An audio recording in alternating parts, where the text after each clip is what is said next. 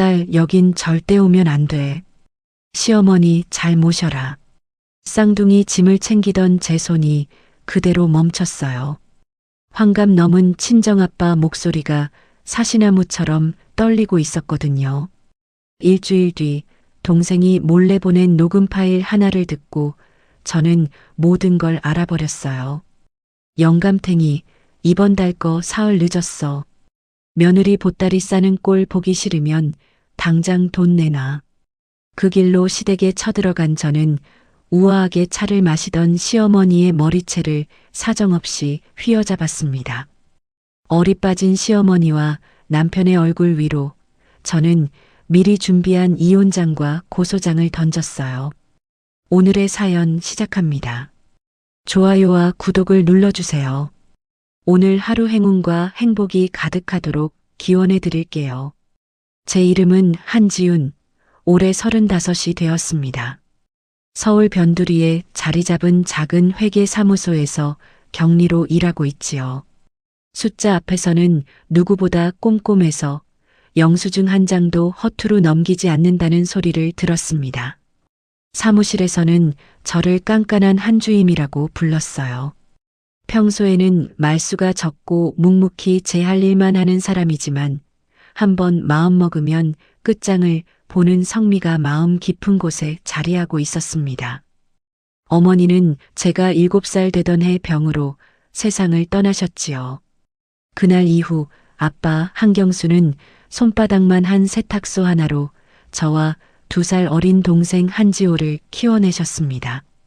새벽 5시면 어김없이 다리미를 잡으셨고 새카만 손톱으로 도시락을 싸주시던 분이었어요. 내 새끼들, 지훈아. 아빠는 우리 딸내미랑 아들내미 밥 먹는 것만 봐도 배가 다 부르다. 이깟 세탁소 일 밤을 꼬박 새워도 하나도 안 힘들어. 그 말이 제 어린 시절을 통째로 받쳐주던 기둥이었습니다. 30살이 되던 해봄, 저는 아빠의 세탁소에서 지금의 남편 박성훈을 처음 만났습니다. 그날따라 손님 하나가 와이셔츠 단추가 떨어졌다며 카운터를 손바닥으로 쾅쾅 내리치고 있었어요. 아따마, 이거 며칠 전에 산 백화점 신상인데 단추가 다 떨어져 버렸네. 사장님 눈이 삐었어. 내 비싼 옷 당장 물어내라고, 당장. 손님이 침을 튀기며 소리를 질렀습니다. 아빠는 죄송하다며 연신 허리를 굽히셨지요. 저는 가방을 카운터에 탁 내려놓으며 그 손님 앞으로 나섰습니다. 아저씨, 목소리 크면 다 이기는 줄 아세요? 단추 5개 중에 2번째 단추 처음 가져오실 때부터 달랑달랑 실밥 다 풀려 있었거든요. 저희 아빠가 들어오기 전에 싹 다 사진 찍어놨다 이겁니다.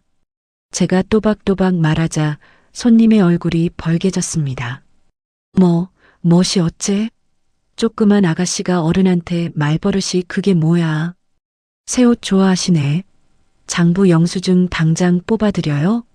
작년 가을에 맡기시고 이제 와서 무슨 억지 단추 타령이세요, 예. 아이고, 재수옴 붙었네.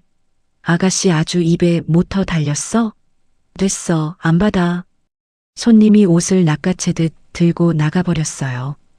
그때 가게 한쪽 구석에서 정장 차림의 남자 하나가 박수를 짝짝 치고 있었습니다. 와하, 아가씨 진짜 대단하네. 속이 다 시원합니다.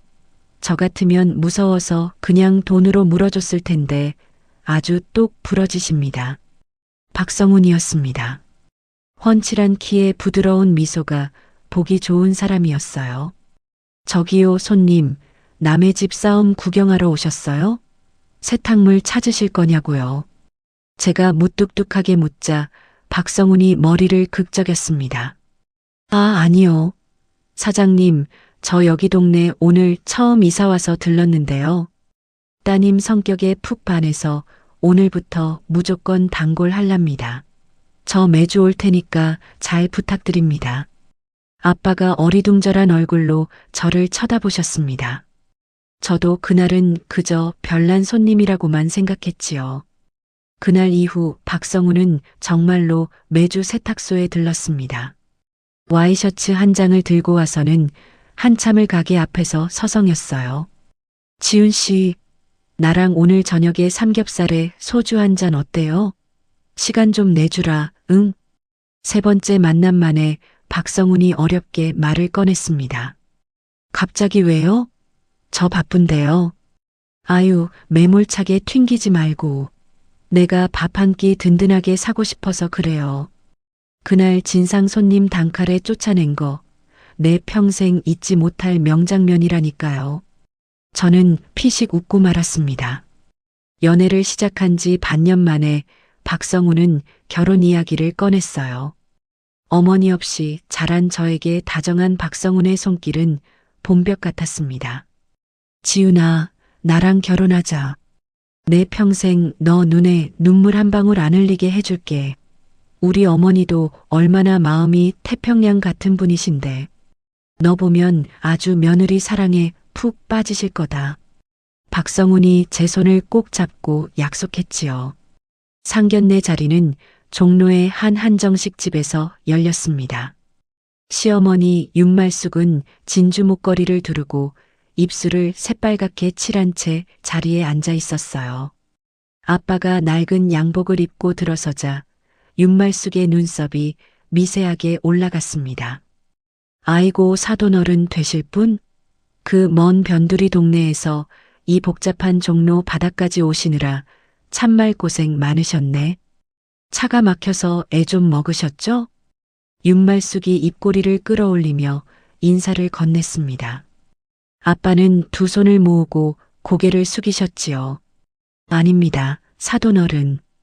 우리 지훈이 애미 없이 자라서 부족한 게 참 많습니다. 부디 너른 마음으로 이쁘게 봐주십시오. 윤말숙이 찻잔을 들어 한 모금 마시고는 저를 위아래로 훑어보았습니다. 이름이 지훈이라 했나? 그래, 뭐 친정이 쥐뿔 가난해도 아가씨 혼자 몸뚱이 성하고 얌전하면 그만이지 뭐. 시집와서 우리 귀한 아들 성훈이 비위만 살살 잘 맞춰.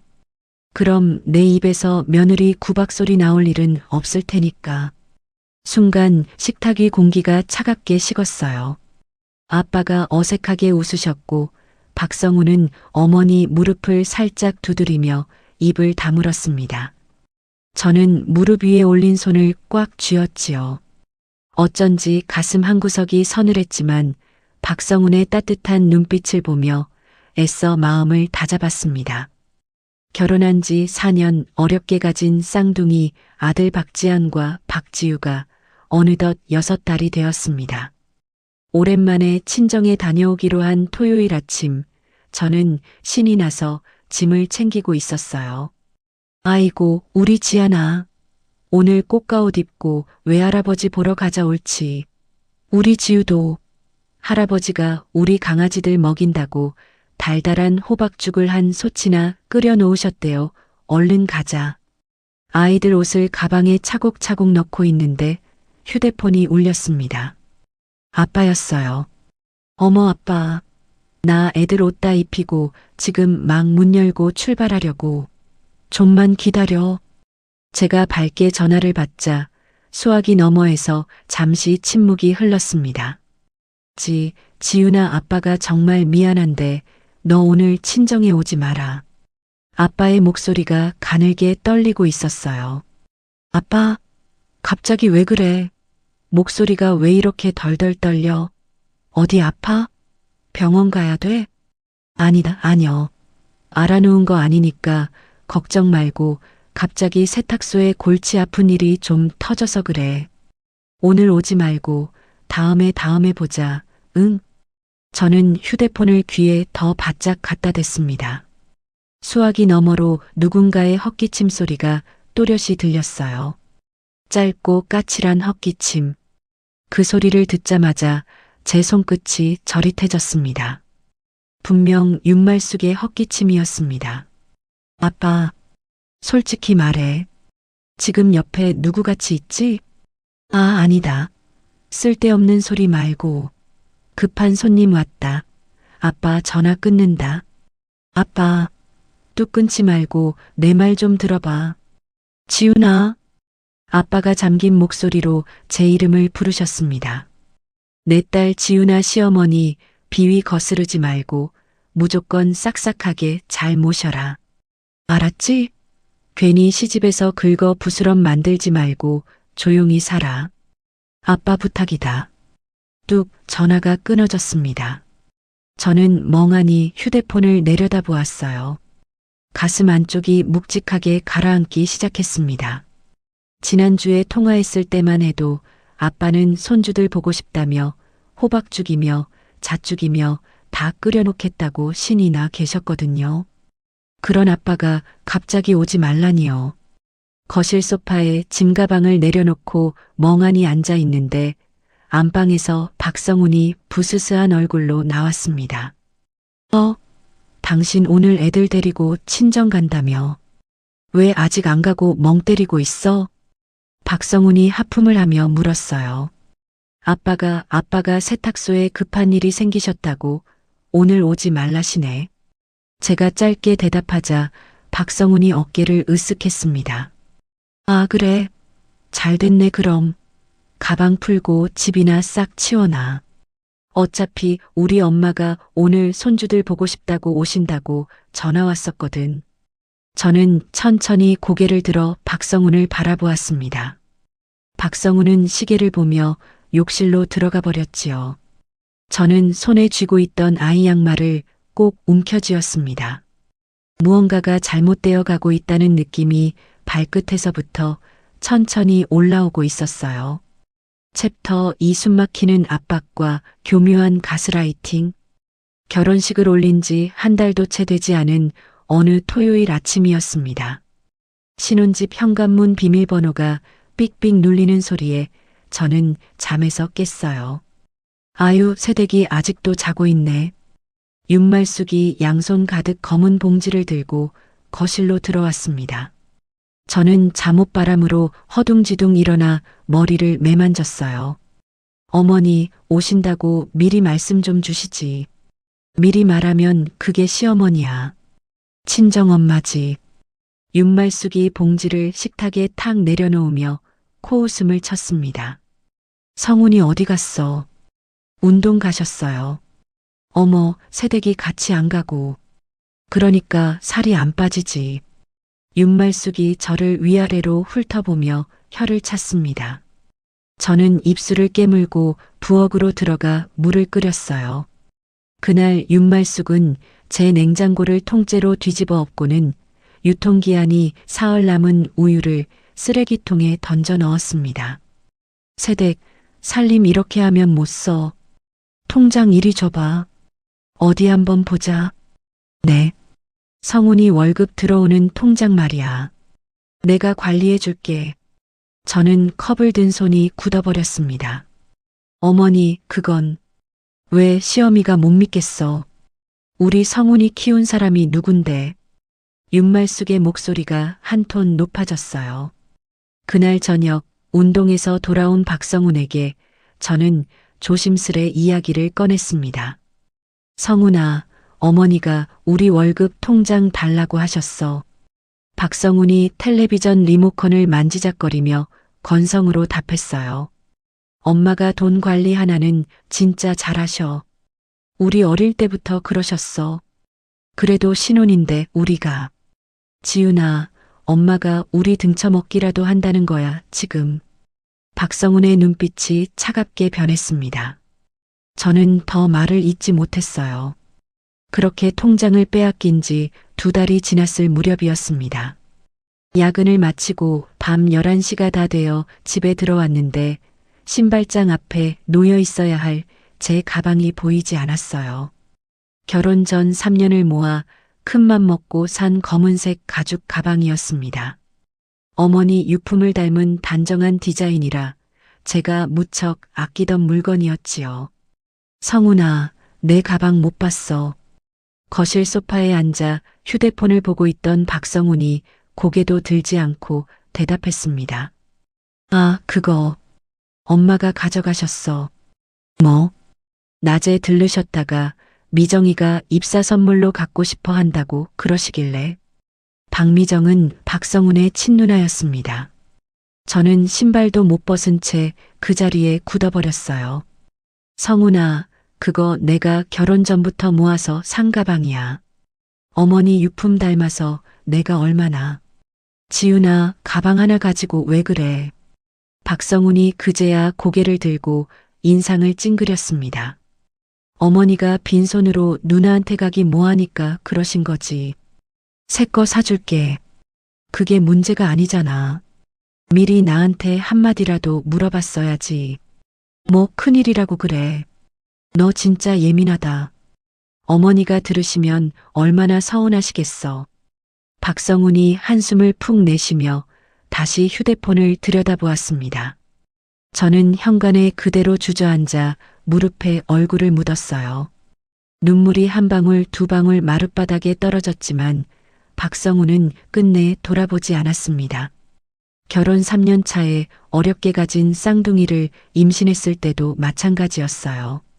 임신 7개월 무렵 저는 몸이 자꾸 부어오르고 두통이 심해졌습니다. 산부인과에서 임신 중독증이 의심된다며 절대 안정을 권했지요.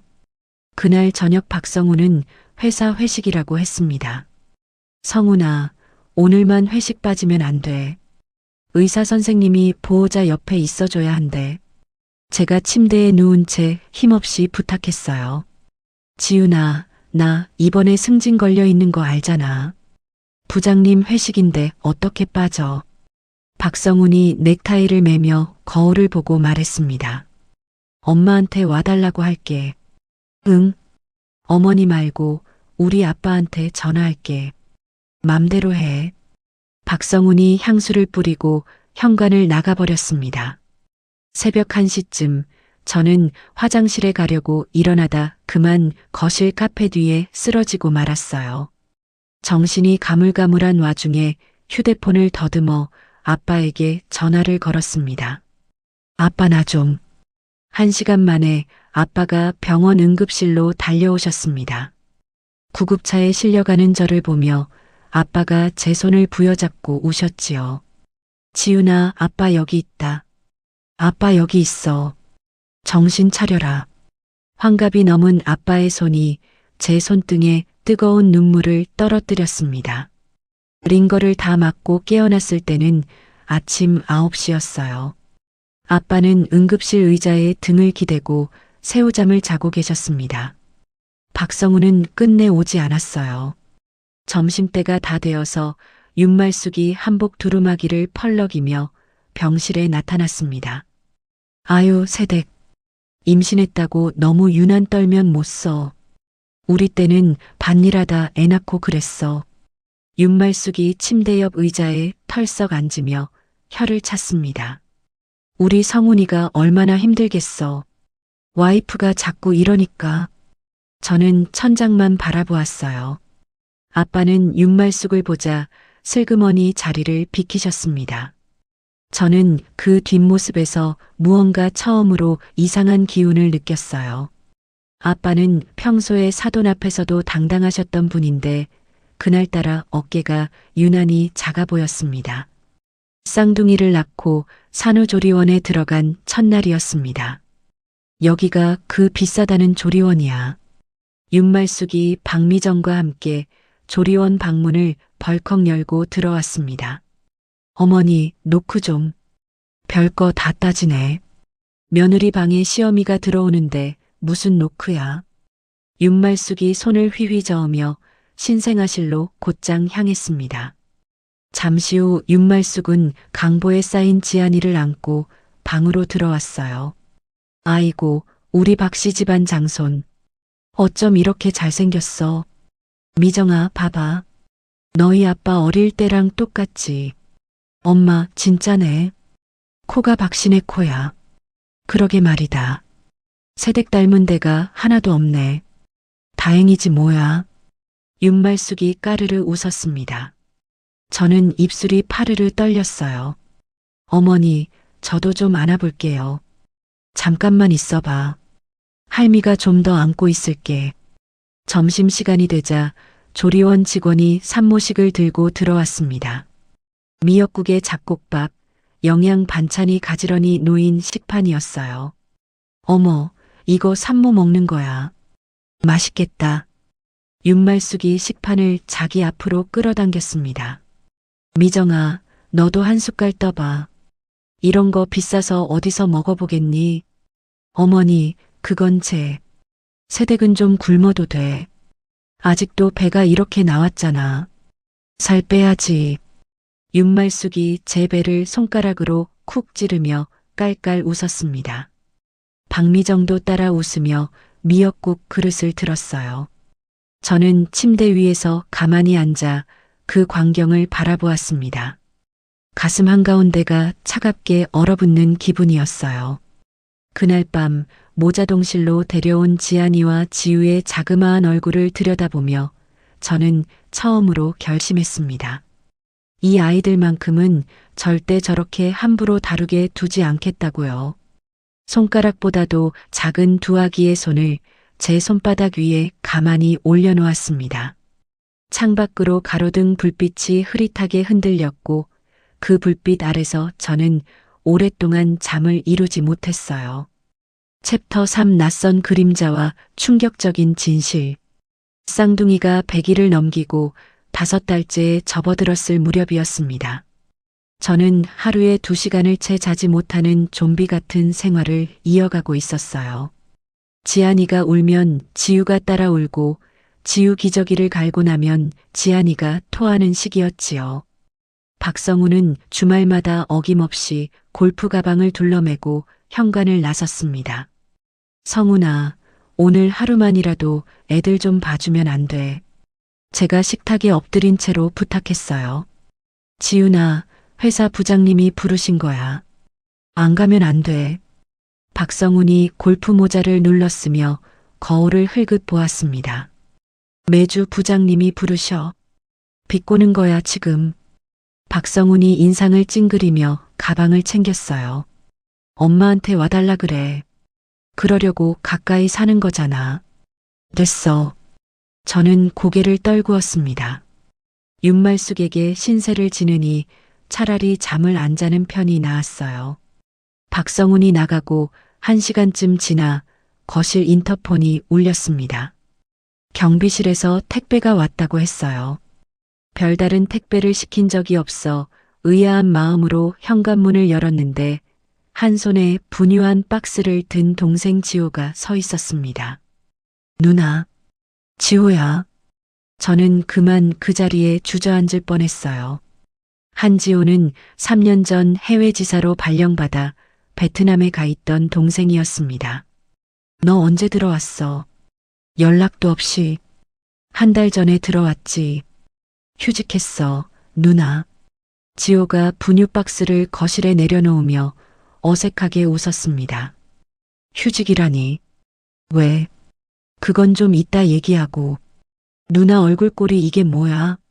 지호가 제 얼굴을 빤히 들여다보았어요. 30살 동생의 눈빛이 평소답지 않게 무거웠습니다.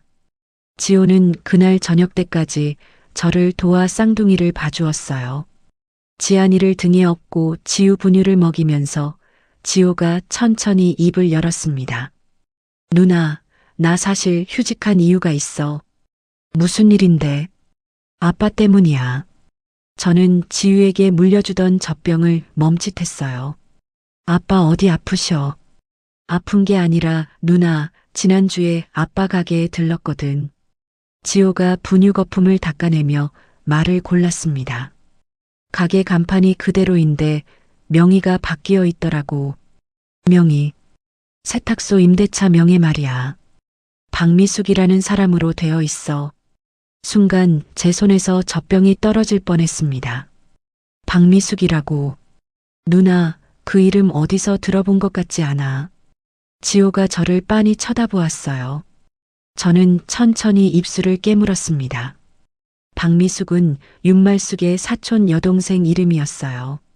지난 명절 차례상 앞에서 윤말숙이 자랑스럽게 떠들던 이름이었지요. 미숙이가 강남에서 부동산을 크게 하잖니. 우리 집안에 그 정도 인물 하나는 있어야지. 윤말숙의 그 목소리가 귓가에 또렷이 되살아났습니다. 누나, 왜 그래? 아는 사람이야. 어머님 사촌이야. 지호의 얼굴이 일그러졌어요. 그리고 또 있어, 누나. 지호가 휴대폰을 꺼내 사진 한 장을 보여주었습니다. 아빠의 낡은 통장 사진이었어요. 아빠 통장 잠깐 보여달라고 했더니 보여주시더라. 매달 200씩 어디로 빠져나가.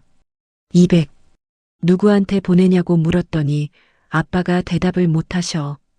그냥 빚이라고만 하시고. 우리 아빠한테 무슨 빚이 있어. 세탁소 하나로 평생을 사신 분인데. 제 목소리가 떨리기 시작했어요. 지호가 무거운 표정으로 고개를 끄덕였습니다. 그래서 내가 며칠 잠복해 보려고. 잠복. 세탁소 근처 카페에서. 누나 정말 이상해, 이거. 뭔가 있어. 그날 밤 지호가 돌아간 뒤 저는 한참을 거실 소파에 앉아 있었어요. 지안이와 지우는 모처럼 동생 손에서 실컷 놀았는지 곤히 잠들어 있었습니다. 밤 11시가 넘어 박성훈이 술 냄새를 풍기며 들어왔어요. 성훈아. 왜? 우리 아빠 만난 적 있어. 최근에. 박성훈이 넥타이를 풀다 말고 저를 쳐다보았습니다. 갑자기 무슨 소리야? 어머니가 우리 아빠 만나러 가신 적 있어. 내가 그걸 어떻게 알아? 엄마 일정을 내가 일일이 챙기냐? 박성훈이 짜증스럽게 넥타이를 소파에 던졌어요. 아니야. 그냥 물어봤어. 이상한 소리 하지 말고 빨리 자. 나 내일 출근해야 돼. 박성훈이 안방으로 들어가 버렸습니다. 저는 어두운 거실에 혼자 앉아 휴대폰을 들었어요. 아빠 번호를 한참 들여다보다가 끝내 누르지 못했습니다. 지난번 통화에서 들었던 그 헛기침 소리가 자꾸만 귓가에 맴돌았거든요. 다음 날 새벽 지호에게서 문자가 왔습니다. 누나, 오늘 가게 잠복할게. 저는 지호 메시지를 보며 두 손을 모았어요. 부디 아무 일도 아니기를, 그저 동생의 오해이기를 빌고 또 빌었습니다. 그날 오후 3시쯤 지호에게서 전화가 왔습니다. 누나, 지금 통화돼. 응? 말해. 지호의 목소리가 잔뜩 가라앉아 있었어요. 누나 진정하고 들어. 아빠 가게에 방금 험상궂은 남자 둘이 들어갔어. 저는 베란다 창문 손잡이를 꽉 움켜쥐었습니다. 1시간 정도 있다가 나왔는데 아빠가 그 사람들한테 봉투 건네는 거 봤어. 두툼한 봉투야. 봉투를. 그 사람들 나오면서 통화하는 거 내가 바로 옆 테이블에서 들었어. 누나. 지호의 목소리가 점점 떨려갔습니다. 누나, 그 사람들이 누구한테 보고하는 것 같았어. 사모님 말씀대로 영감님 잘 받았습니다. 이러더라고. 사모님. 그리고 또 이랬어. 며느리 무서워서라도 꼬박꼬박 낸답니다. 걱정 마십시오. 순간 제 다리에서 힘이 풀렸어요. 저는 그 자리에 풀썩 주저앉았습니다. 휴대폰을 든 손이 사시나무 떨듯 흔들렸어요. 누나, 듣고 있어. 누나. 지호야. 누나, 정신 차려. 누나야. 지호가 다급하게 저를 불렀습니다. 어머님이야. 그 사모님이라는 사람. 내가 그럴 줄 알았어. 누나, 어떻게 해? 지호야, 아빠는? 아빠 지금 어떻게 계셔? 가게 안에 그냥 앉아 계셔. 카운터에 엎드려서. 지호가 말끝을 흐렸어요. 누나, 아빠 우셔. 어깨가 들썩들썩하셔. 저는 휴대폰을 가슴팍에 끌어안고 입을 틀어막았습니다. 어금니를 꽉 깨물었는데도 목구멍에서 흐느낌이 새어나왔어요. 거실 한쪽 아기 침대에서 지안이가 작게 칭얼대기 시작했습니다. 저는 그 자리에서 일어나지도 못한 채 차오르는 눈물을 손등으로 거칠게 닦아냈습니다. 가슴 안쪽이 시뻘겋게 달궈진 인두로 지지는 것처럼 화끈거렸어요. 환갑이 넘은 아빠를 평생을 다리미 김 속에서 사신 그 양반을 누가 감히 카운터에 엎드려 울게 만들었나요? 저는 이를 악물고 천천히 자리에서 일어났습니다. 부엌으로 걸어가 찬물을 한 장 가득 따라 단숨에 들이켰어요. 얼음장 같은 물이 식도를 타고 내려가는 동안 저는 거실벽에 걸린 결혼사진을 가만히 노려보았습니다. 사진 속에서 윤말숙이 입꼬리를 끌어올린 채 환하게 웃고 있었어요.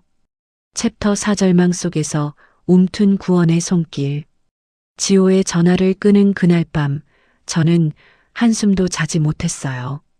박성우는 옆에서 코를 골며 곤히 자고 있었습니다. 저는 어둠 속에서 박성훈의 옆 얼굴을 한참 동안 들여다보았어요. 5년을 같이 살을 맞대고 산 사람이었습니다. 그 어머니가 제 친정아빠를 등쳐먹는 동안 박성우는 정말 아무것도 몰랐을까요? 정말 그랬을까요? 저는 천천히 침대에서 일어나 거실로 나왔습니다. 아기 침대 옆에 앉아 잠든 지안이와 지우의 얼굴을 들여다보았어요. 손가락만 한 속눈썹이 새근새근 떨리고 있었습니다. 엄마가 미안해. 저는 두 아이의 작은 손을 번갈아 잡으며 속삭였어요. 지금 당장 박성훈의 멱살을 잡고 따져 묻고 싶었습니다. 당장 윤말숙의 집으로 쳐들어가서 머리채를 휘어잡고 싶었어요.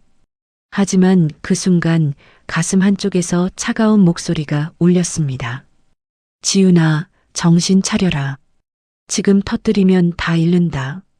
아이들도 아빠도 다 빼앗긴다. 저는 두 주먹을 꽉 쥐었어요. 손톱이 손바닥 살을 파고들었지만 아무런 통증도 느껴지지 않았습니다. 5년 동안 박성훈과 윤말숙은 제 통장을 들여다보고 제 일거수일투족을 손바닥 위에 올려놓고 살아왔습니다. 저들은 변호사도 알고 부동산도 알고 험상궂은 사내들도 부릴 줄 아는 사람들이었어요. 저는 맨몸이었습니다. 이 싸움을 이기려면 저들이 저를 우습게 보는 그 빈틈을 끝까지 이용해야 했어요. 저는 그 자리에서 한 가지 결심을 했습니다. 앞으로는 그 누구보다 더 멍청한 며느리, 더 무능한 아내, 더 순한 양처럼 굴 것이라고요. 그리고 그가면 뒤에서 칼을 갈 것이라고요. 다음 날 오후 저는 지안이와 지우를 유모차에 태우고 동네 도서관 앞 카페로 향했어요. 며칠을 잠을 못 자 눈밑이 시커멓게 내려앉아 있었습니다. 육아 동호회 어머니들이 모이는 시간이었지만 저는 일부러 구석 자리에 앉았어요. 휴대폰으로 변호사 사무실 몇 곳을 검색하다가 한 이름 앞에서 손가락이 멈췄습니다. 조은혜 변호사. 서초동에 작은 사무실을 차린 사진이 떴어요. 저는 그 사진을 한참 들여다보았습니다. 5년 전 저는 회사에서 거래처 돈 3천만 원을 빼돌렸다는 누명을 쓴 적이 있었어요. 격리였던 제가 가장 만만했던 것이지요. 그때 신입 변호사로 사건을 맡았던 사람이 조은혜였습니다. 조은혜는 새벽까지 회사 장부를 뒤져 진범이 따로 있다는 걸 밝혀냈어요. 저는 누명을 벗었지만 회사는 그만두어야 했지요. 조은혜도 그 사건 뒤에 회사 고문 변호사 자리를 잃었습니다. 저는 미안한 마음에 한동안 연락을 못 드렸어요. 이제는 너무 시간이 흘러버렸을까요? 한참을 망설이다가 저는 통화 버튼을 눌렀습니다. 세 번째 신호음에서 전화를 받는 목소리가 들렸어요. 조은혜 변호사 사무실입니다. 변호사님, 저 한지윤이에요. 저쪽에서 잠시 침묵이 흘렀습니다. 한지윤 씨, 그 한지윤 씨. 네. 세상에. 어떻게 지내셨어요? 결혼하셨다고 들었는데. 조은혜의 목소리가 단번에 밝아졌어요. 저는 입을 때려다 그만 울음이 터지고 말았습니다. 유모차 안에서 지우가 칭얼거리기 시작했어요. 변호사님, 저 좀 도와주세요. 저는 어금니를 깨물고 한마디씩 짜내듯 말을 이었습니다. 우리 아빠가 매달 200만 원씩 시어머니한테 뜯기고 계셔요. 한지훈 씨, 제가 모르고 있었어요. 5년을 모르고 있었어요. 조은혜가 잠시 숨을 골랐어요. 한지훈 씨, 지금 어디예요? 제가 갈게요. 아니요. 제가 갈게요. 내일 아이들 친정에 맡기고 갈게요. 내일 오후 2시. 시간 비워둘게요. 고맙습니다. 한지훈 씨, 조은혜의 목소리가 한층 낮아졌습니다. 오늘부터는 한 가지만 약속해요. 시댁 앞에서 절대 티내지 마세요. 절대로요. 저는 휴대폰을 두 손으로 꼭 쥐고 고개를 끄덕였어요. 저쪽에서 보이지 않을 텐데도 자꾸만 고개를 끄덕였습니다. 다음 날 서초동 조은혜의 사무실은 단출했어요. 책상 하나, 책장 2개, 손님용 소파 하나가 전부였습니다. 한지훈 씨, 일단 앉아요. 조은혜가 차를 한 잔 따라 제 앞에 놓아주었습니다. 이야기 들으면서 화내거나 한숨 쉬지 않을게요. 사실관계만 듣고 전략 짤 거예요. 괜찮죠? 네. 저는 그동안의 일들을 차근차근 풀어놓았어요. 신혼 첫 달부터 통장을 빼앗긴 일, 가방을 신우이에게 줘버린 일, 임신 중독증으로 쓰러진 날 박성훈이 회식 갔던 일, 산후조리원에서 윤말숙이 산모식을 빼앗아 먹은 일, 그리고 어제 지호에게서 들은 빚쟁이 이야기까지요. 조은혜는 한 번도 끼어들지 않고 노트에 빠르게 무언가를 적었어요. 이야기가 끝나자 조은혜가 펜을 내려놓았습니다. 한지훈 씨, 솔직히 말할게요. 네. 지금 한지훈 씨가 가진 게 너무 없어요. 통장도 명의도 증거도 다 저쪽에 있어요. 알아요. 그래서 2가지를 동시에 갈 거예요. 하나는 이혼 소송, 하나는 시어머니에 대한 형사고소요. 형사고소요. 아버님한테서 매달 돈을 뜯어간 거, 그거 공갈 협박죄가 돼요. 사람을 협박해서 돈 받아낸 거니까요. 저는 입술을 떨며 고개를 끄덕였어요. 근데 이게 성립하려면 협박한 증거가 있어야 해요. 녹음이든 문자든. 녹음이요. 네. 아버님이 시어머니랑 통화하는 거, 만나는 거. 그걸 잡아야 해요. 아버님이 직접 녹음하시면 제일 좋고, 안 되면 가게에 몰래라도요. 제가 가서 설치할 순 없어요. 시어머니가 우리 집을 수시로 들락거리니까. 동생분이요. 동생분이 하실 수 있어요. 조은혜가 또박또박 짚어주었습니다. 그리고 한지훈 씨, 집에 홈캠 있어요. 거실에 하나 있어요. 아이들 보려고 단 거. 그거 절대 떼지 마세요. 시어머니가 와서 애들 어떻게 다루는지, 박성훈 씨가 육아에 얼마나 무관심한지 다 찍힐 거예요. 그거 나중에 양육권 다툴 때 결정적이에요. 네. 그리고 한 가지 더. 조은혜가 잠시 망설이다 입을 열었어요. 박성훈 씨 통장이랑 카드 영수증, 회사 거 포함해서 한지훈 씨가 손에 닿는 건 다 사진 찍어두세요. 저쪽이 재산 빼돌릴 가능성이 높아요. 저는 2 손을 모은 채 한자도 빠뜨리지 않고 들었습니다. 조은혜가 마지막으로 저를 똑바로 쳐다보며 말했어요. 한지훈 씨, 5년 전에 저 살려준 거 잊지 않았어요. 이번엔 제가 갚을게요. 저는 그제야 참았던 눈물을 떨궜습니다. 변호사님, 저 진짜 무서워요. 무서운 거 당연해요. 근데 한지훈 씨 혼자 아니에요. 저 있고 동생분 있고 무엇보다 한지훈 씨 자신이 누구보다 강한 사람이에요. 5년 전에 제가 봤어요. 조은혜가 제 손을 꼭 잡아주었어요. 그 손은 따뜻했지만 단단했습니다. 그날부터 저는 2 얼굴로 살았어요. 낮에는 그 어느 때보다 순한 며느리, 그 어느 때보다 무능한 아내였습니다. 어머니, 오늘 김치 좀 가져다 주실 수 있어요. 제가 도저히 손이 안 가서요. 저는 일부러 윤말숙에게 전화를 걸어 어리광 비슷한 부탁을 했어요. 아유, 세댁. 그러게 내가 살림 배우라고 했지. 알았다. 가져다 줄게. 윤말숙의 목소리가 들떠 있었습니다. 며느리가 제 손바닥 위에서 놀아난다고 믿는 즐거움이 수화기 너머로 그대로 전해졌어요. 저는 통화를 끊고 차가운 미소를 지었습니다. 박성훈의 와이셔츠 안주머니에서 영수증을 발견하면 다림질하는 척하면서 휴대폰으로 사진을 찍었어요. 박성훈이 화장실에 들어간 사이 노트북 비밀번호를 알아내려 어깨 너머로 손가락 움직임을 외워두었지요. 지호는 지호대로 움직였어요. 일주일에 두세 번 아빠 가게에 들러가게 청소를 도와드리는 척하면서 카운터 화분 밑과 다리 밑판 뒤편에 손가락 마디만 한 녹음기를 숨겨두었습니다.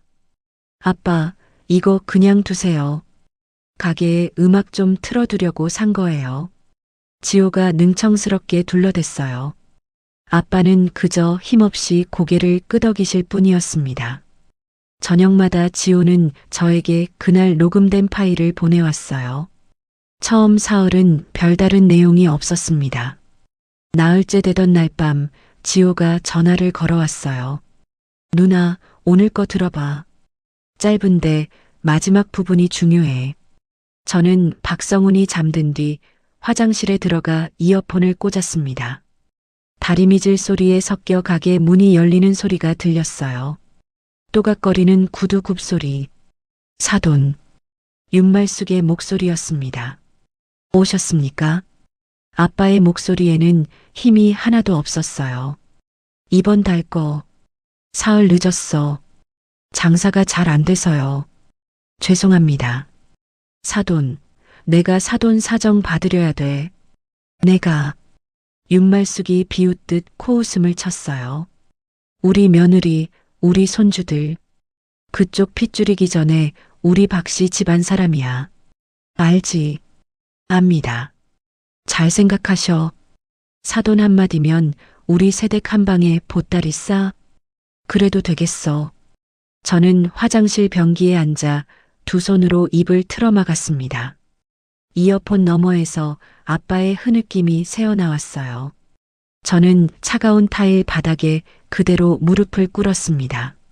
무릎이 시린 줄도 모르고 그 자리에서 한참을 일어나지 못했어요.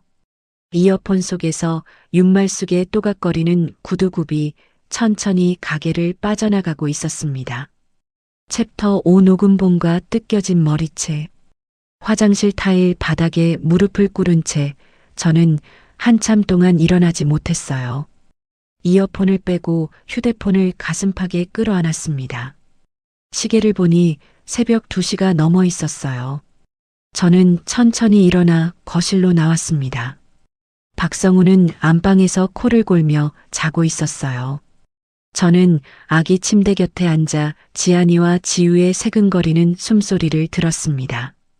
이 두 아이를 지키기 위해서라도 저는 이제 더 이상 망설일 수 없었어요. 새벽 5시쯤 지호에게 메시지를 보냈습니다. 지호야, 오늘 아침에 아이들 데리러 와. 5분도 안 돼서 답이 왔어요. 누나 갈게. 옷만 챙기고 바로 가. 1시간 뒤 지호가 현관문을 두드렸습니다. 저는 미리 챙겨둔 기저귀 가방 2개를 지호에게 건넸어요. 누나, 진짜 괜찮겠어. 같이 갈까? 지호가 잠든 지우를 안아 올리며 물었습니다. 아니야. 너는 아빠 모시고 그 모텔로 가. 변호사님이 잡아주신대. 알겠어. 그럼 누나 시작하기 전에 변호사님한테 꼭 전화하고. 응. 걱정 마. 저는 지안이의 이마에 가만히 입을 맞췄어요. 지호가 두 아이를 양팔에 안고 나간 뒤 거실은 갑자기 무덤처럼 조용해졌습니다. 저는 옷장을 열어 가장 단정한 검은색 정장을 꺼냈어요. 격리로 일하던 시절 회의 때마다 입던 옷이었습니다. 거울 앞에 서서 머리를 한 갈래로 묶고 입술을 새빨갛게 칠했어요. 거울 속 여자가 저를 똑바로 쳐다보고 있었습니다. 5년 동안 한 번도 본 적 없는 얼굴이었어요. 8시 반쯤 박성훈이 부스스한 얼굴로 거실에 나왔습니다. 지훈아, 애들은 친정에 보냈어. 아빠가 보고 싶어 하셔서. 저는 부엌에서 커피를 내리며 무심하게 답했어요. 뭐? 너 마음대로. 박성훈이 인상을 찡그렸지만 더 따지지는 않았습니다. 저는 박성훈 앞에 커피잔을 내려놓았어요. 성훈아, 오늘 오후에 어머니 댁에 갈 거야. 같이 가자. 갑자기. 무슨 일로? 어머니가 김치 가져가라고 하셔서 같이 가서 인사도 드리고. 박성훈이 의외라는 듯 저를 쳐다보았어요. 네가 웬일이야? 어머니 만나러 가자는 소리를 다 하고 철 좀 들려고. 저는 미소를 만들어 보였습니다. 박성훈이 흡족한 표정으로 커피를 한 모금 마셨어요. 그래, 잘 생각했어. 어머니가 너 진심으로 위해 주시는 거 인제 좀 알겠어.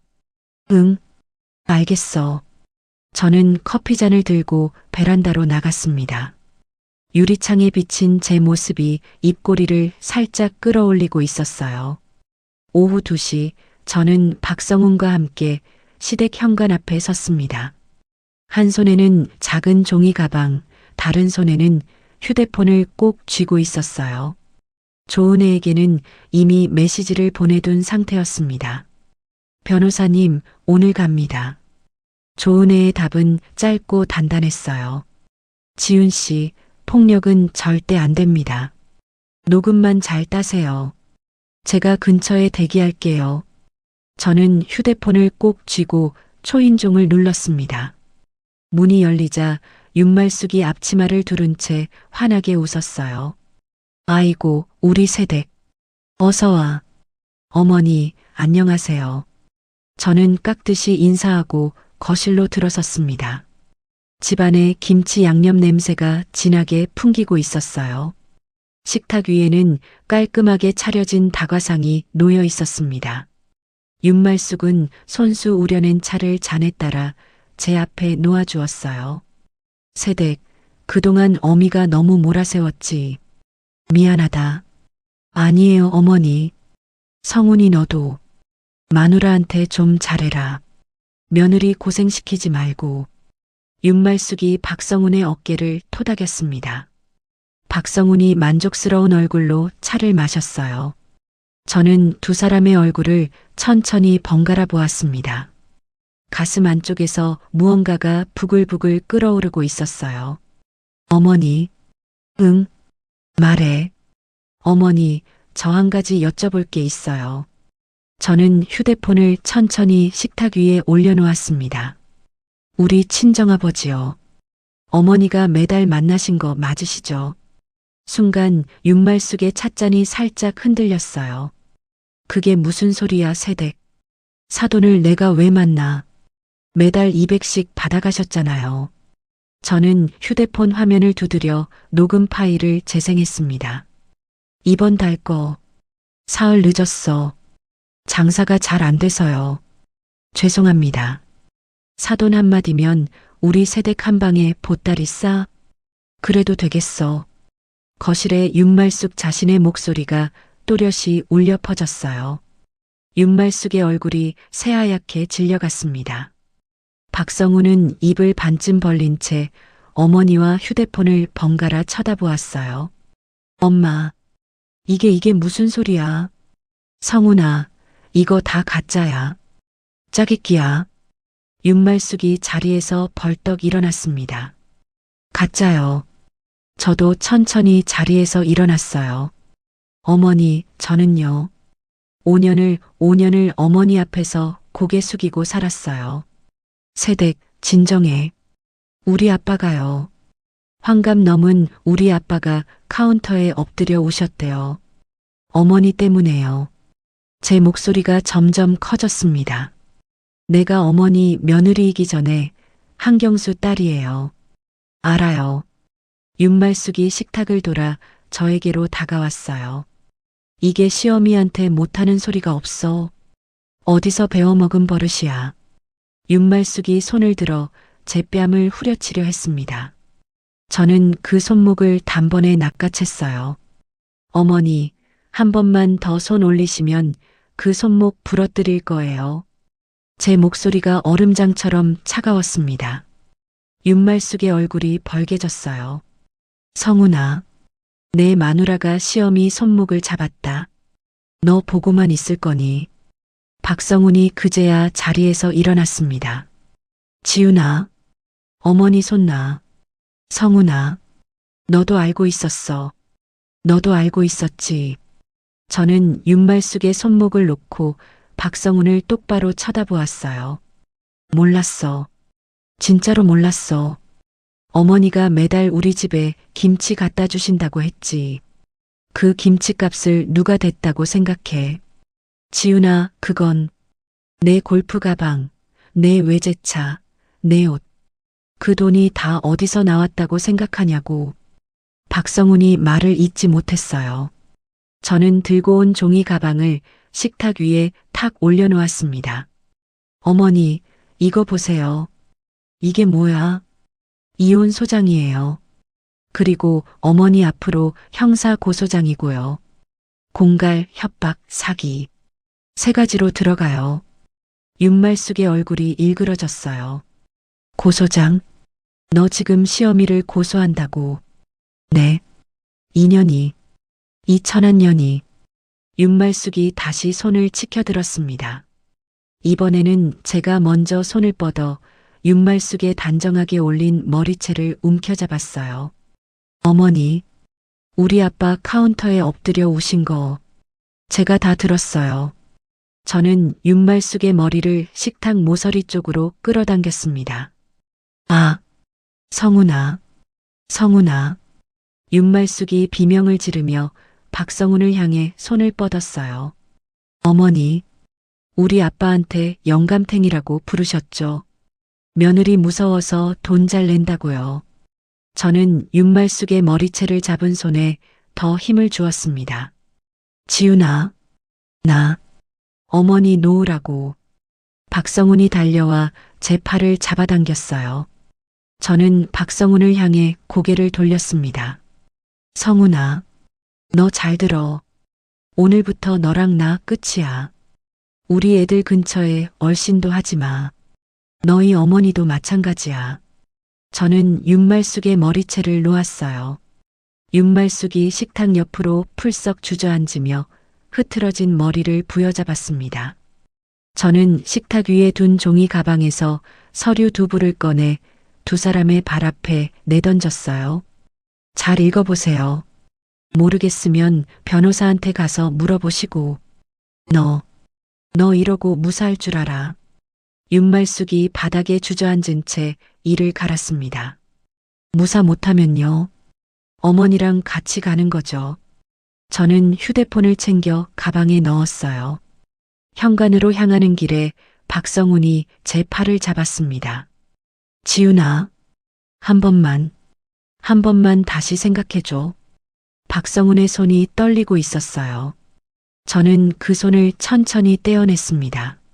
성훈아, 네가 우리 아빠 우는 모습 봤어야 돼. 지훈아, 못 봤지. 그러니까 그런 소리가 나오는 거야. 저는 박성훈을 지나쳐 현관문을 열었어요. 복도로 나서자 길게 늘어선 햇빛이 제 얼굴에 쏟아졌습니다. 거실 안쪽에서 윤말숙의 흐느낌과 박성훈의 한숨이 동시에 흘러나왔어요. 저는 뒤를 돌아보지 않고 천천히 엘리베이터 쪽으로 걸어갔습니다. 손바닥에는 윤말숙의 머리카락 몇 가닥이 아직 남아 있었어요. 저는 그것을 가만히 털어내고 길게 숨을 내쉬었습니다. 챕터 6번 뻔한 반격과 진흙탕 싸움. 시댁을 나선 그날 저녁 저는 지호와 아빠가 머무는 작은 모텔로 향했어요. 모텔 방문을 열자 아빠가 침대 끝에 앉아 지안이를 안고 계셨습니다. 지호는 지우에게 분유를 먹이고 있었어요. 아빠, 저는 가방을 떨어뜨리며 그 자리에 주저앉았습니다. 아빠가 지안이를 침대에 살며시 내려놓고 저에게 다가오셨어요. 지훈아, 아빠, 미안해. 내가 너무 늦게 알아서. 아니다. 아빠가 미안하지. 아빠가 못나서 너를 이 꼴로 만들었다. 아빠가 제 어깨를 토닥이셨습니다. 환갑 넘은 손이 자글자글 떨리고 있었어요. 지호가 분유병을 내려놓고 다가왔습니다. 누나, 진짜 잘했어. 진짜 잘했어, 누나. 지호의 눈에도 눈물이 그렁그렁했어요. 저는 두 사람의 손을 양쪽으로 잡았습니다. 아빠, 지호야. 이제 시작이야. 절대 흔들리지 마. 알았지. 알았다. 누나만 따라갈게. 저는 그날 밤 모텔 침대에 누워 지안이와 지우의 작은 손을 양쪽으로 잡고 잠이 들었어요. 5년 만에 처음으로 박성훈이 옆에 없는 잠자리가 편안했습니다. 그러나 평호는 사흘을 가지 못했어요. 나흘째 되던 날 아침 조은혜에게서 다급한 전화가 왔습니다. 지훈 씨, 시어머니가 어제 폭행죄로 지훈 씨를 고소했어요. 네. 전치 4주 진단서까지 끊었어요. 머리채 잡힌 거 가지고요. 저는 모텔 창가에 기대 한참을 멍하니 서 있었어요. 변호사님, 지훈 씨, 흔들리지 마요. 우리가 예상한 거예요. 조은혜의 목소리가 단단했습니다. 그리고 한 가지 더 있어요. 박성훈 씨가 양육권 소송을 걸었어요. 양육권을요? 네. 대형 로펌 변호사를 선임했더라고요. 만만치 않을 거예요. 저는 휴대폰을 든 손이 떨려왔어요. 변호사님, 우리 애들 못 빼앗기죠? 못 빼앗겨요. 절대로요. 그래도 마음 단단히 먹어요. 전화를 끊고 1시간쯤 지났을까요? 지호가 휴대폰을 들고 방으로 뛰어들어왔습니다. 누나, 이거 봐봐. 지호의 휴대폰 화면에는 동네 맘카페 게시판이 떠 있었어요. 35살 오호동 산모 주의하세요. 산후 우울증으로 쌍둥이 학대. 저는 그 글을 천천히 읽어 내려갔습니다. 글 안에는 제 이름 머리 글자 사는 아파트 이름 다니던 산부인과 이름까지 묘하게 짚어주듯 적혀 있었어요. 박성훈, 누나, 이 새끼 진짜 미친 거 아니야. 지호가 주먹을 부르르 떨었습니다. 내가 가서 그 새끼 멱살을. 지호야, 안 돼. 저는 지호의 팔을 잡았어요. 우리가 손 떼면 저쪽이 이긴다. 변호사님이 그러셨잖아. 그래도 누나, 참아. 한 번만 더 참자. 저는 그 자리에 주저앉아 두 손으로 얼굴을 가렸습니다. 어깨가 들썩이는 걸 멈출 수가 없었어요. 엎친 데 덮친 격으로 그날 오후 아빠가 가슴을 부여잡고 쓰러지셨습니다.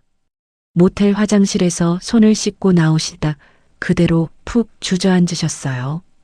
지호가 119를 부르고 저는 아빠 머리를 무릎에 받쳤습니다. 아빠, 정신 차려. 아빠, 지훈아, 아빠 말하지 마. 말하지 마. 지훈아, 아빠가 너한테. 아빠, 제발. 구급차가 도착했을 때 아빠는 의식이 흐릿했어요. 응급실 침대에 누운 아빠의 손을 잡고 저는 그저 입술을 깨물었습니다. 의사 선생님이 차분한 목소리로 일러주셨어요. 심장이 많이 약해지셨어요.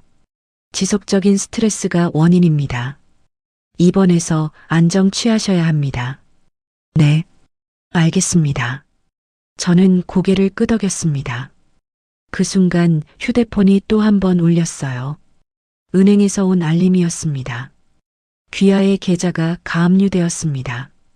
저는 휴대폰 화면을 멍하니 들여다보았어요. 박성훈이 결혼 이후 제 명의로 들어둔 적금까지 모조리 묶어버린 거였습니다. 당장 아빠 병원비도 변호사 비용도 막막했어요. 저는 응급실 복도 의자에 털썩 주저앉았습니다. 지호가 옆에 와서 어깨를 감싸 안았어요. 누나, 누나, 정신 차려. 누나, 지호야. 나 이러다 다 잃겠다. 누나, 그런 소리 하지 마. 지호의 목소리도 떨리고 있었습니다. 그날 밤 병원 보호자실에서 저는 조은혜에게 전화를 걸었어요. 변호사님, 통장 가압류됐고요. 아빠 입원하셨고요. 맘카페에는 제가 애 학대했다고 글 올라왔어요. 박성훈이 살던 아파트, 그 아파트 명의도 이미 신우이한테 넘어가 있을 것 같아요. 저는 한 호흡에 쏟아냈습니다. 변호사님, 저 이러다 진짜로 다 잃을 것 같아요. 저쪽에서 잠시 침묵이 흘렀어요. 지훈 씨, 네, 잘 들어요. 저쪽이 지금 한 짓들, 그게 다 우리한테 유리한 카드예요. 네, 폭행 고소요. 우리가 가진 녹음 파일 한 방이면 정당한 분노로 인정받을 거예요. 시어머니가 협박한 게 먼저니까요. 맘카페 글, 그거 명예훼손이에요. IP 조회하면 박성훈 씨로 나올 거예요. 한 건 더 추가요. 통장 가압류. 그거 풀 수 있어요. 가사 사건 진행 중에 부당하게 처분한 거니까요. 아파트 명의 이전. 이게 제일 중요해요. 사회행위라고 해서 이혼 앞두고 재산 빼돌린 거 무효로 돌릴 수 있어요. 조은혜의 목소리가 또박또박 제 귀에 박혔어요. 지훈 씨, 박성훈이 무리수를 둘수록 우리 패가 두꺼워져요. 알겠죠? 네. 변호사님, 그리고 한 가지 더. 박성훈 씨 회사 다니죠? 네. 회사 카드 영수증 사진 찍어두셨다 그랬죠? 그거 다 정리해서 보내주세요. 왜요? 제가 보니까 영수증에 유흥주점이 한두 군데가 아니에요. 부부 공동 자산으로 그런 데 쓴 건 다 도로 토해내야 돼요. 알겠어요. 저는 휴대폰을 두 손으로 꼭 쥐었습니다. 변호사님, 네, 말해요. 제가 흔들리면 안 되는 거죠. 네, 절대 안 돼요. 지킬게요. 저는 통화를 끊고 보호자실 천장을 한참 동안 올려다보았어요. 링거줄에 매달린 작은 약병이 천천히 흔들리고 있었습니다. 새벽 2시쯤 병실 문 앞에 검은 양복을 입은 사내 둘이 어슬렁거리는 것이 보였어요. 지호가 화장실에 다녀오는 길에 그 모습을 보고 저를 깨웠습니다. 누나, 저 새끼들 그 빚쟁이들이야. 가게에 왔던 그 새끼들. 저는 침대에서 천천히 일어났어요. 어머니가 보낸 거구나. 누나, 내가 가서 따질게. 지호야, 잠깐만.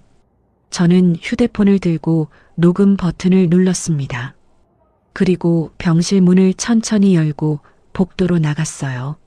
무슨 일로 오셨어요? 저는 사내들 앞에 똑바로 섰습니다. 키 큰 사내가 저를 위아래로 훑어보았어요. 아, 이대기 한경수 씨 입원실인가? 맞아요. 누가 보내셨어요? 그건 알 거 없고. 영감님 안부나 좀 여쭤보러 왔는데. 안부 여쭤볼 사이 아니신 것 같은데요. 저는 휴대폰을 슬쩍 들어보였습니다. 지금 이 통화 다 녹음되고 있어요. 그리고 저쪽 천장에 보이시죠? 병원 CCTV. 사내 둘의 얼굴이 굳어졌어요. 제 시어머니 윤말숙? 그분이 보내셨죠? 뭐? 가서 전하세요. 한 번만 더 우리 아빠 근처에 얼씬거리면 그날로 어머니 구속영장 청구한다고요. 저는 사내들을 똑바로 쳐다보았습니다. 키 큰 사내가 침을 한번 삼키더니 동료의 팔을 잡고 슬그머니 뒤로 물러섰어요. 아가씨가 보통이 아니네. 네, 보통 아니에요. 가세요. 사내들이 어두운 복도 끝으로 사라졌습니다. 저는 병실로 돌아와 휴대폰의 녹음을 저장했어요. 지호가 저를 멍하니 쳐다보았습니다. 누나 무섭다, 누나가. 무서워야지. 우리 아빠 지키려면 저는 침대 옆 의자에 앉아 아빠 손을 잡았어요. 아빠의 손이 차가웠지만 손가락 끝이 미세하게 움직이는 게 느껴졌습니다. 이튿날 아침 조은혜에게서 짧은 문자가 왔어요. 지훈 씨, 사회행 위치소 가처분 신청 들어갔어요. 회사 감사팀 익명 제보도 오늘 보냅니다. 이제 저쪽이 무너지기 시작할 거예요. 저는 그 문자를 한참 동안 들여다보다가 천천히 휴대폰을 내려놓았습니다. 창밖으로 동이 트고 있었어요. 입원실 커튼 사이로 길고 가느다란 햇살이 아빠의 얼굴 위에 내려앉았습니다. 챕터 7 완벽한 응징과 역전극. 조은혜의 문자를 받고 일주일이 흘렀습니다. 아빠는 다행히 차도가 좋아져 일반 병실로 옮기셨고 지안이와 지우는 지호가 모텔에서 알뜰살뜰 돌봐주고 있었어요. 저는 매일같이 조은혜의 사무실과 병원을 오가며 서류를 정리하고 증거를 추렸습니다. 첫 번째 가사 재판이 열리던 날 법원 복도에 박성훈과 윤말숙이 먼저 와 있었어요. 윤말숙은 머리에 붕대를 두르고 휠체어에 앉아 있었습니다. 세댁, 어디? 시험이 이 꼴 만들어 놓고 잘 사나 한번 보자. 윤말숙이 일부러 큰 소리로 신음을 흘렸어요. 박성훈은 대형 로펌 변호사 옆에 서서 저를 흘긋 쳐다보았습니다. 저는 조은혜와 함께 두 사람을 지나쳐 법정 안으로 들어갔어요. 재판은 무겁고 길었습니다. 박성훈 측 변호사가 먼저 입을 열었어요. 존경하는 재판장님, 박성훈 씨의 아내 한지우는 산후 우울증으로 인해 두 자녀를 방치한 정황이 다수 있습니다. 맘카페에 다수의 제보글이 올라와 있으며 저는 입술을 깨물었습니다. 조은혜가 옆에서 제 무릎을 살짝 토닥였어요. 괜찮다는 신호였습니다. 조은혜가 천천히 자리에서 일어났어요. 재판장님, 저희도 자료 하나 제출하겠습니다. 조은혜가 노트북을 법대함 모니터에 연결했습니다. 피고 한지훈 씨가 거실에 설치해둔 가정용 카메라 영상입니다. 지난 6개월간의 기록입니다. 법정 모니터에 영상이 떴어요. 새벽 3시 우는 아기 둘을 양팔에 안고 거실을 서성이는 제 모습이 비쳤습니다. 영상이 빠르게 넘어가며 다른 장면이 나왔어요. 박성훈이 골프 가방을 메고 현관을 나서는 모습, 윤말숙이 거실 소파에서 휴대폰을 들여다보는 동안 지우가 카펫에서 혼자 울고 있는 모습, 지안이가 입에 손가락을 넣고 흐느끼는데 윤말숙이 짜증스럽게 손을 휘젓는 모습. 아유, 시끄러워. 좀 가만히 좀 있어. 영상 속 윤말숙의 목소리가 법정 안에 또렷이 울려 퍼졌습니다. 법대위 재판장의 표정이 굳어졌어요. 박성훈 측 변호사의 어깨가 살짝 처졌습니다. 재판장님, 한 가지 더 있습니다. 조은혜가 두꺼운 서류 봉투를 책상 위에 올려놓았어요. 피고의 시어머니 윤말숙 씨가 피고의 친정아버지를 협박해 매달 200만 원씩을 갈취한 정황입니다. 법정안이 술렁거렸습니다. 녹취 파일과 친정아버지 통장 거래 내역, 그리고 시어머니 사촌인 박미숙 씨 명의로 변경된 세탁소 임대차 계약서입니다. 조은혜가 또박또박 짚어나갔어요.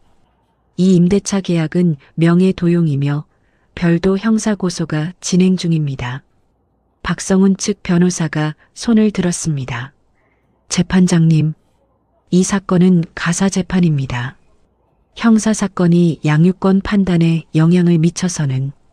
재판장님, 조은혜가 더 큰 목소리로 말을 잘랐어요.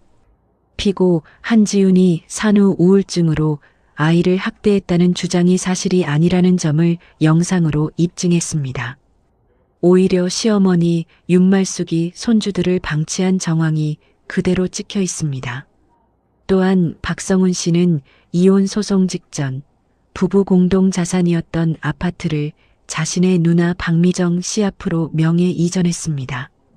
조은혜가 마지막 서류 한 장을 모니터에 띄웠어요.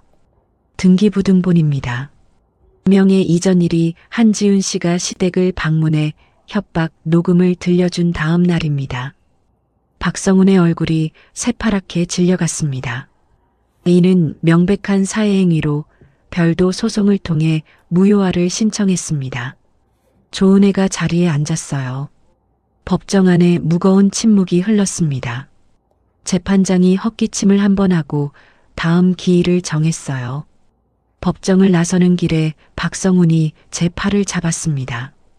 지훈아, 잠깐만. 지훈아, 우리 한 번만 이야기 좀. 성훈아.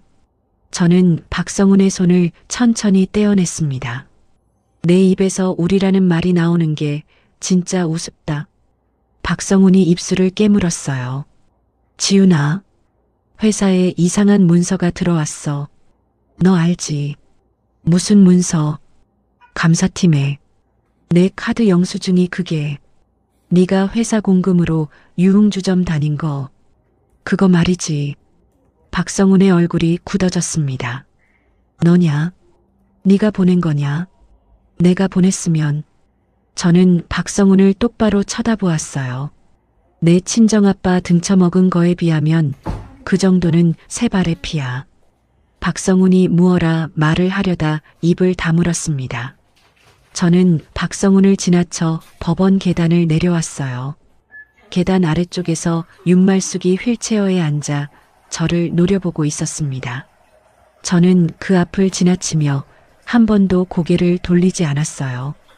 그로부터 한 달 뒤 형사재판이 먼저 결과가 나왔습니다. 경찰서에서 윤말숙은 공갈, 협박, 명의도용까지 3가지 혐의로 입건되었어요.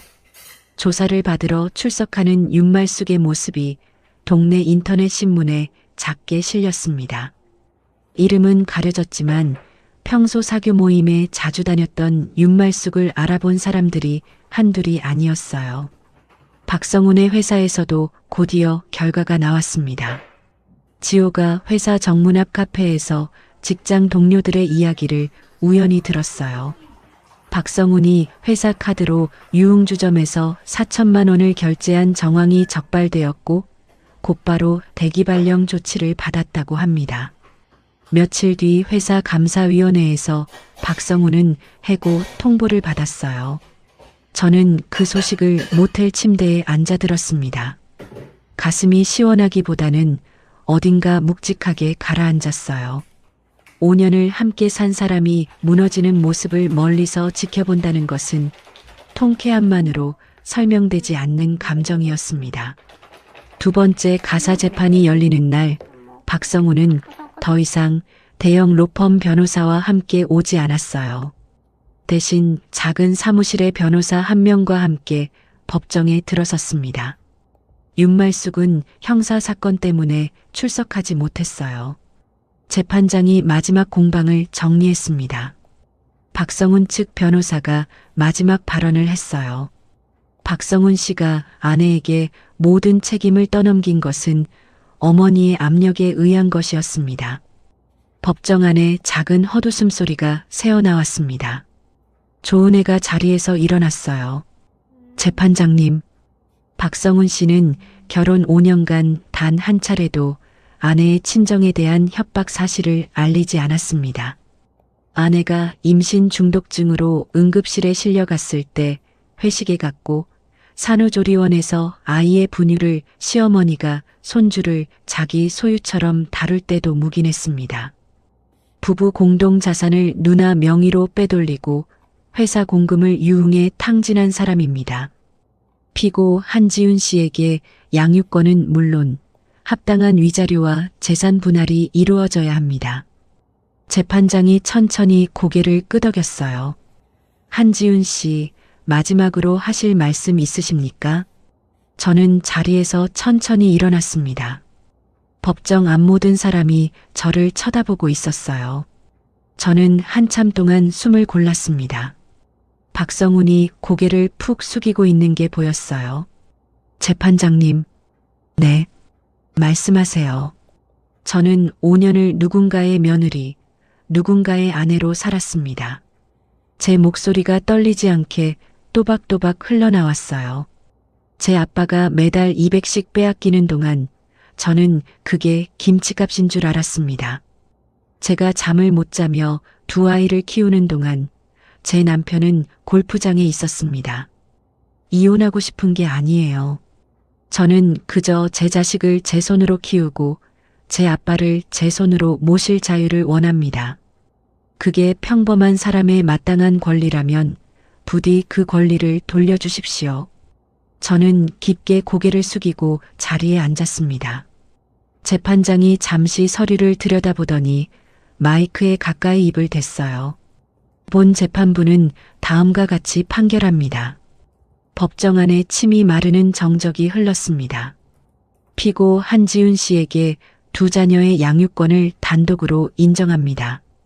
친권 또한 단독으로 인정합니다. 박성훈의 어깨가 푹 꺾였어요. 위자료로 7천만 원, 재산 분할은 부부 공동 자산의 절반에 해당하는 금액으로 산정합니다. 또한 박성훈 씨가 누나 박미정 씨 앞으로 이전한 아파트는 사회행위로 인정하여 금형의 이전을 무효로 합니다. 양육비는 자녀 한 명당 월 150만 원, 자녀가 성년에 이를 때까지 지급할 것을 명합니다.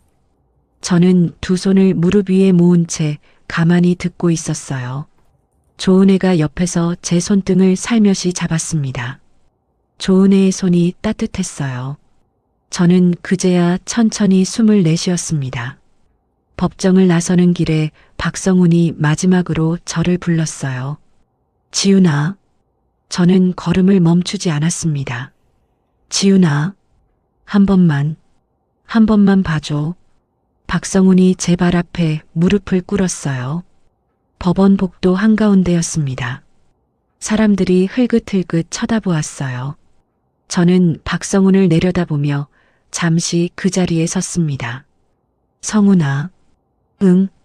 우리 아빠가 카운터에 엎드려 오셨대. 환갑 넘은 양반이. 나도 그날 화장실 바닥에 무릎 꿇고 울었어. 너 그거 알아? 박성훈이 고개를 들지 못했습니다. 내 어머니 머리채 잡은 거 나는 평생 후회 안 할 거야. 지훈아, 내 마지막 부탁 하나만 들어줘. 두 번 다시 우리 애들 이름 입에 올리지 마. 저는 박성훈을 지나쳐 천천히 걸어갔어요. 법원 정문을 나서자 햇볕이 쨍하게 내리쬐고 있었습니다. 조은혜가 저를 향해 손을 흔들었어요. 저는 한 손을 들어 인사하고 가방을 어깨에 고쳐 맨 뒤 길게 한번 숨을 들이마셨습니다. 가슴 안쪽에 5년 동안 쌓여있던 무거운 짐 하나가 그제야 조금씩 떨어져 나가는 게 느껴졌어요. 챕터 8 새로운 시작과 진짜 가족의 의미. 판결이 확정되고 한 달이 지났을 무렵이었어요. 저는 새로 얻은 작은 아파트로 이사를 마쳤습니다. 방 2개에 거실이 햇빛 잘 드는 남향이었어요. 지안이와 지유의 방에는 노란색 별 모양 벽지를 붙였습니다. 이삿짐을 풀던 날 지호가 박스를 하나하나 옮겨주며 콧노래를 흥얼거렸어요. 누나, 여기 거실이 우리 옛날 집보다 훨씬 넓다. 그렇지. 너 휴직 풀리면 가끔 놀러와. 내가 가끔이 뭐야. 매일 와야지. 지호가 능청스럽게 웃었습니다. 저는 박스에서 작은 액자 하나를 꺼냈어요. 어머니 살아계실 때 찍은 아빠와 어머니 그리고 저와 지호의 가족 사진이었습니다. 저는 그 사진을 거실 가장 잘 보이는 자리에 걸었어요. 지우가 카페 뒤에서 옹알옹알 소리를 내며 손을 뻗었습니다. 엄마, 엄마. 우리 지우가 엄마 부르네. 저는 지우를 안아 올려 사진을 함께 올려다보았어요. 지우야, 여기 엄마야. 외할머니, 우리 지우 닮았지. 지우가 작은 손가락으로 액자를 톡 건드렸습니다. 저는 그 작은 손가락 위에 가만히 입을 맞췄어요. 가슴 안쪽이 오래간만에 따뜻하게 데워졌습니다. 이사를 마치고 사흘 뒤 저는 아빠를 모시고 동네 상가 거리를 걸었어요. 조은혜의 도움으로 얻어낸 위자료와 재산 분할금으로 아빠께 번듯한 새 세탁소를 차려드리기로 한 것이었습니다. 지하철역에서 가까운 1층 상가에 깨끗한 자리가 하나 비어 있었어요. 아빠, 여기 어때? 너무 좋다. 너무 좋아. 아빠가 천장을 올려다보며 한참을 가만히 서 계셨어요. 근데 지훈아, 아빠는 그냥 작은 가게에서 평생 해왔던 곳이 아빠, 저는 아빠의 손을 잡았습니다. 여기 이름, 아빠 이름 따서 경수 세탁이라고 붙일 거야. 경수 세탁? 옛날 가게는 그만 잊어. 새 가게야. 우리 아빠 새 시작이야. 아빠가 천천히 고개를 끄덕이셨어요. 환갑이 넘은 아빠의 눈가가 살짝 붉어졌습니다. 지호가 옆에서 휴대폰을 들고 사진을 찍어 주었어요. 누나, 아빠, 여기 보고 웃어. 저는 아빠의 팔짱을 끼고 환하게 웃었습니다. 5년 만에 처음 짓는 마음에서 우러난 웃음이었어요. 새가게 개업식 날에는 동네 사람들이 떡을 가지고 인사를 왔습니다. 아빠는 새 다리미를 손에 잡으며 한참을 쓰다듬으셨어요. 저는 한쪽에서 그 모습을 가만히 지켜보았습니다. 다리미 김 너머로 아빠의 얼굴이 흐릿하게 보였지만 그 얼굴이 더 이상 어둡지 않다는 것만은 분명했어요. 한 해가 흐르는 동안 박성훈과 윤말숙의 소식이 가끔씩 들려왔습니다. 윤말숙은 결국 1심에서 징역 1년 6개월의 실형을 선고받았어요. 호송차에 오를 때 윤말숙이 펑펑 울었다는 소식이 지호의 옛 친구로부터 전해졌습니다. 박성훈은 회사에서 해고된 뒤 다른 회사에 자리를 잡지 못했어요.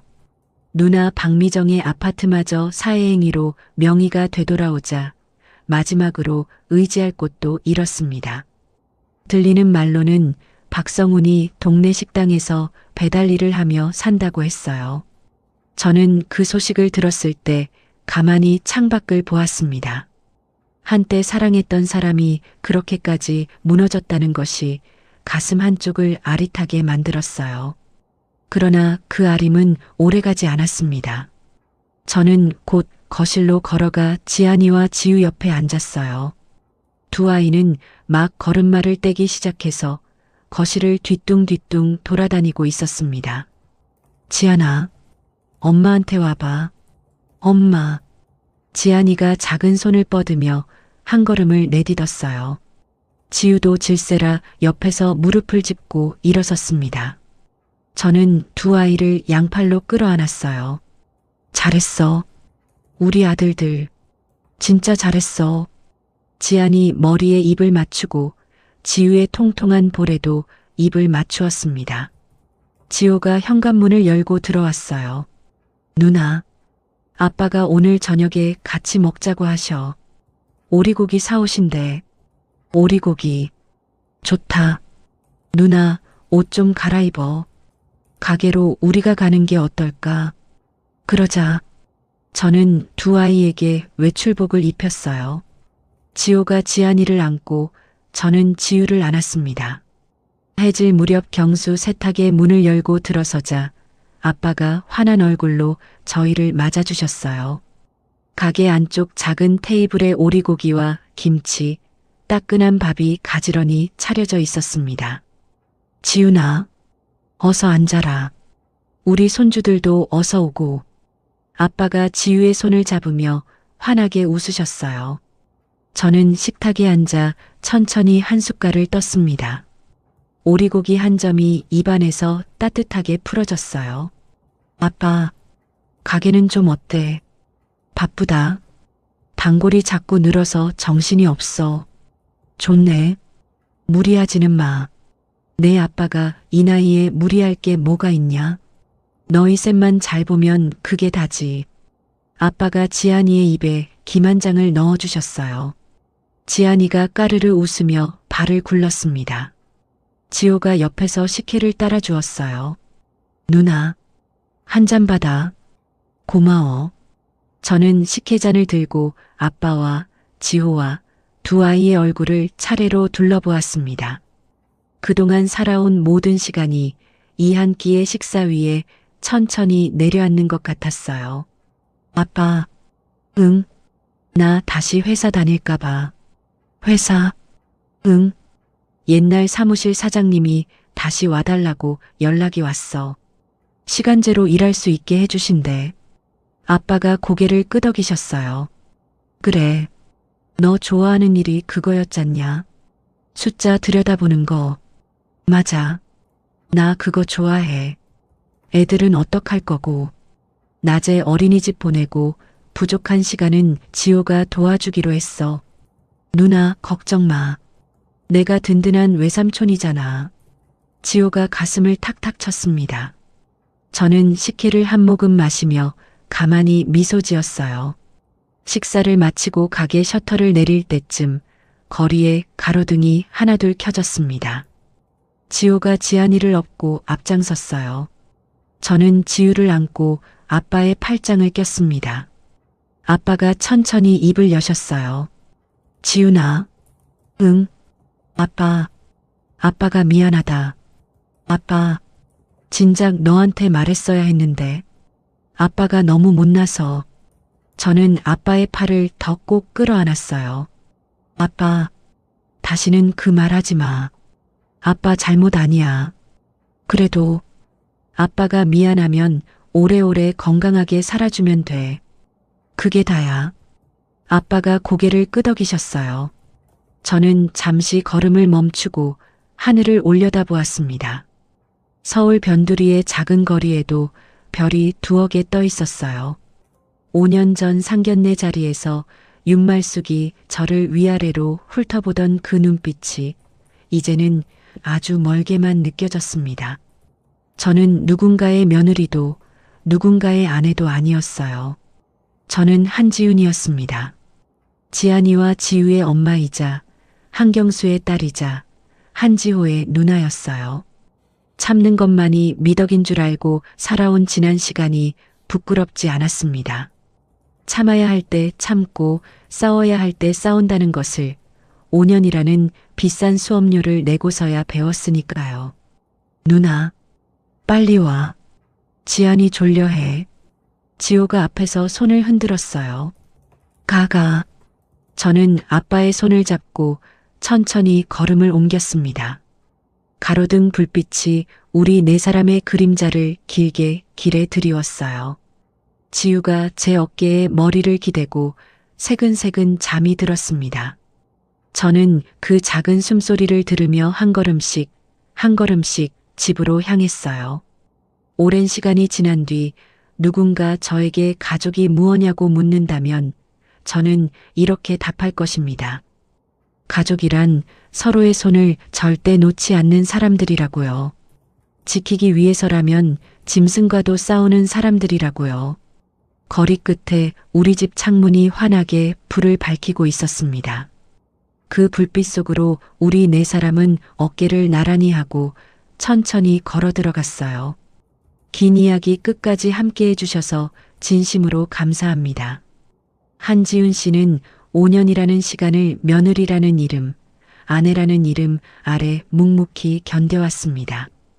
가족이라는 말 한마디에 자기 자신을 통째로 내어주고도 정작 가장 소중한 친정아빠의 눈물조차 알아채지 못한 채 살았지요. 하지만 한지훈 씨가 우리에게 알려준 것이 있습니다. 참는 것만이 미덕은 아니라는 것. 지킬 사람이 있다면 때로는 짐승과도 싸워 이겨야 한다는 것을요. 세상에는 가족이라는 이름을 빌려 누군가의 희생을 당연하게 여기는 사람들이 분명히 있습니다. 그런 사람들 앞에서 한 번쯤은 한지훈 씨처럼 두 발로 똑바로 서서 네 사람을 지켜내야 할 순간이 옵니다. 오늘 이 이야기가 지금 어딘가에서 묵묵히 견디고 계신 누군가에게 작은 용기가 되었으면 좋겠습니다. 당신은 누군가의 며느리이기 전에 누군가의 아내이기 전에 가장 먼저 당신 자신이라는 사실을 부디 잊지 마시기 바랍니다. 이야기를 끝까지 들어주신 분이 계시다면 잘 들었다고 댓글 하나만 남겨주세요. 감사합니다.